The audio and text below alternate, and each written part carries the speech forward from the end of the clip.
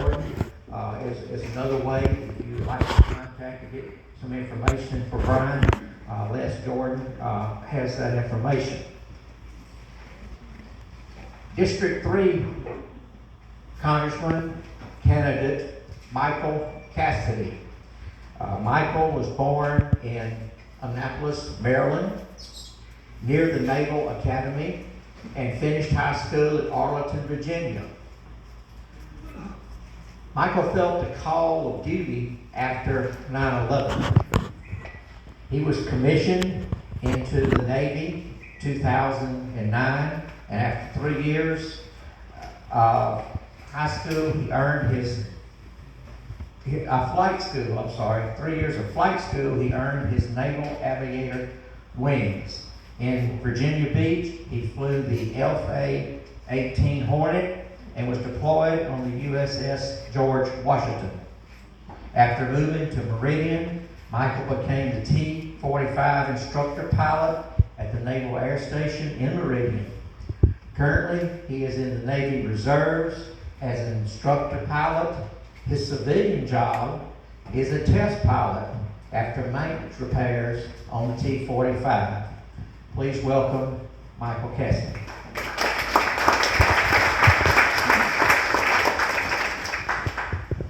Well, Bobby stole this from my thunder, but thank you.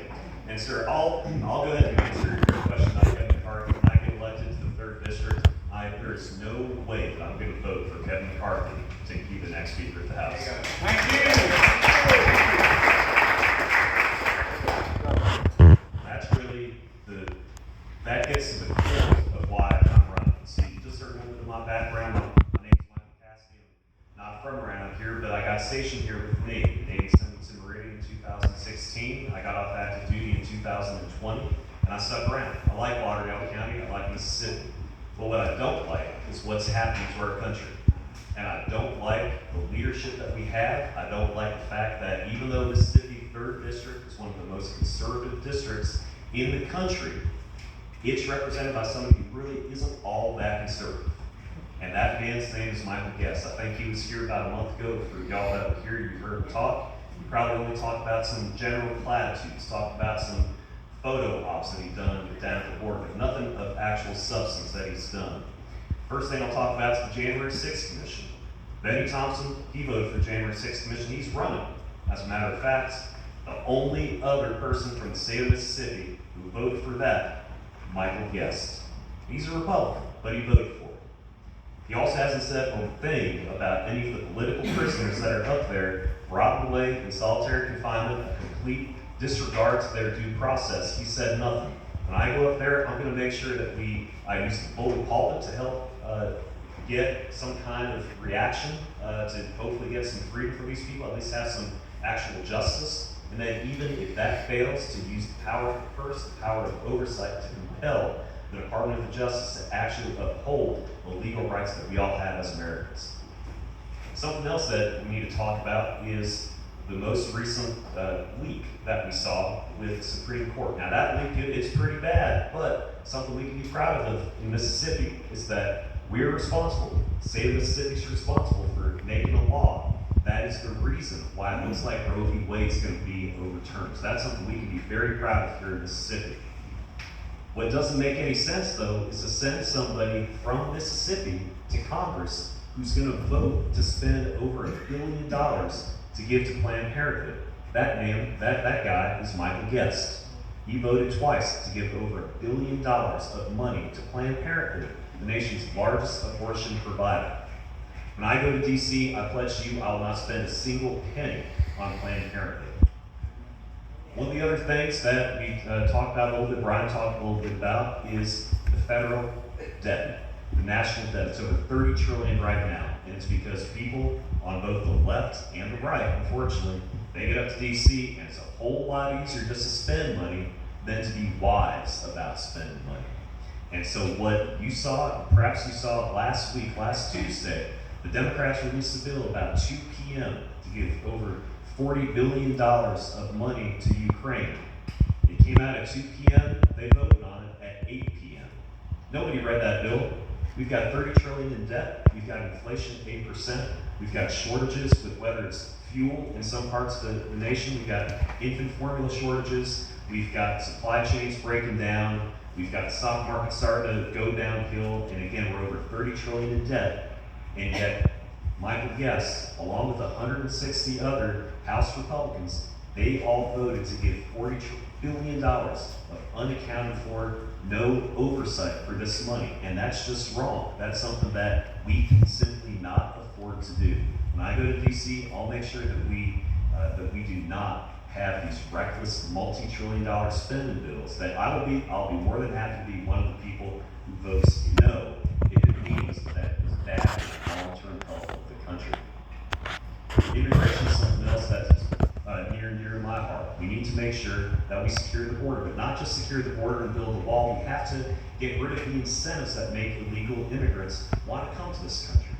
So things that we need to do if we get rid of birthright citizenship, you ought to have at least an American parent in order to become an American. There are plenty of people that come here that aren't Americans, but then they can get American citizenship and all the benefits that come with it just because they happen to be here when they were born. And that's not right, that we need to get rid of that enticement.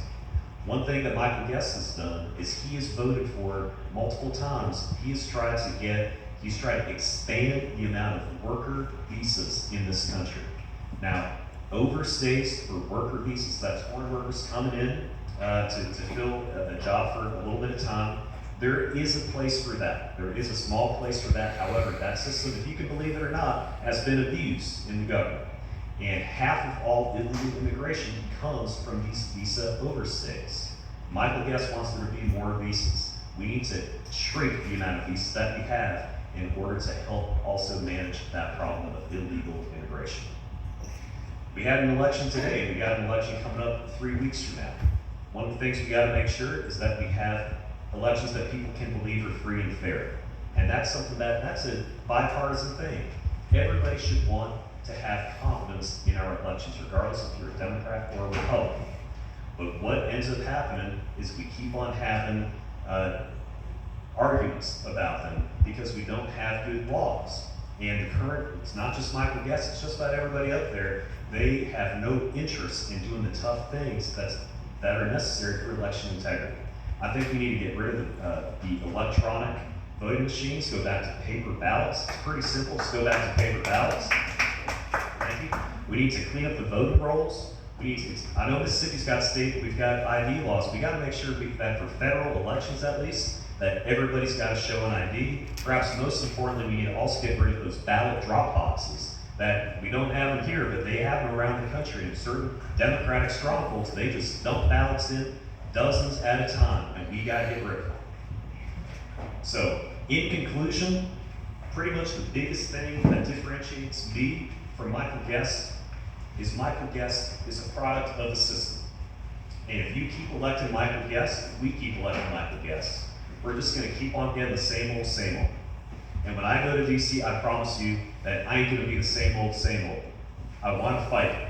I wanna change things. I'm perfectly willing to be one of 10 or 20 people for the time being who says no to things that don't make sense. I don't care about the media and what they think about me. I don't care about getting invited to any DC cocktail parties. What I care about is what y'all think about me. And when I'm going around here in the next couple of years after I get elected, I want to be able to show my face to y'all and be able to say, this is why I voted for this, and you to say, even if you may have disagreed with me on a vote or two, you can understand why I did it, and that I ain't hiding from you. I want to be accountable to you, unlike our current congressman.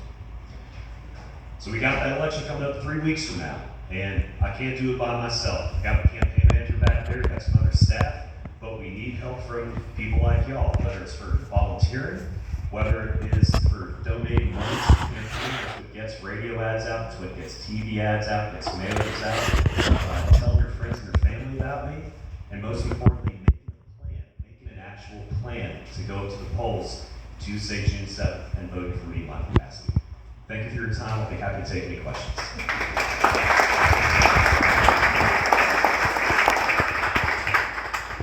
Yes, sir. Are you going to take lobbying money from lobbyists in D.C.?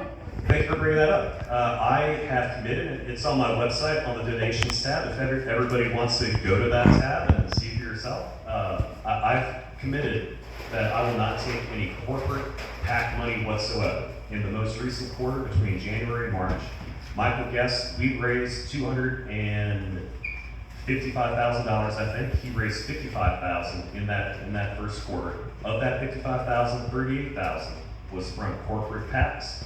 Out of that $17,000 of individual donations, all but $4,500 were from lobbyists or people working as consultants up in DC. So he only raised $4,500 from people that weren't part of the system. That's less than he got from the banking PAC. He got more money from them. That ain't gonna be me. Thank you. Yes, sir. Yes, sir.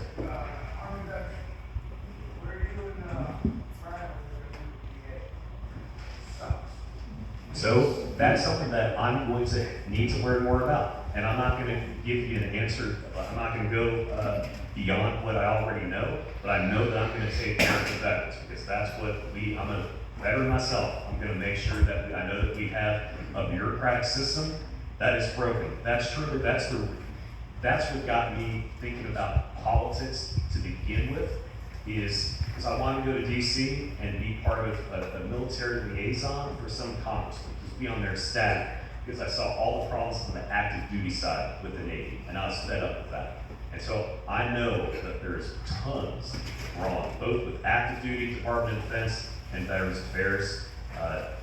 There's a lot to be done. It's certainly going to be right up there in the forefront of my mind. I'd be happy to. Yes, sir.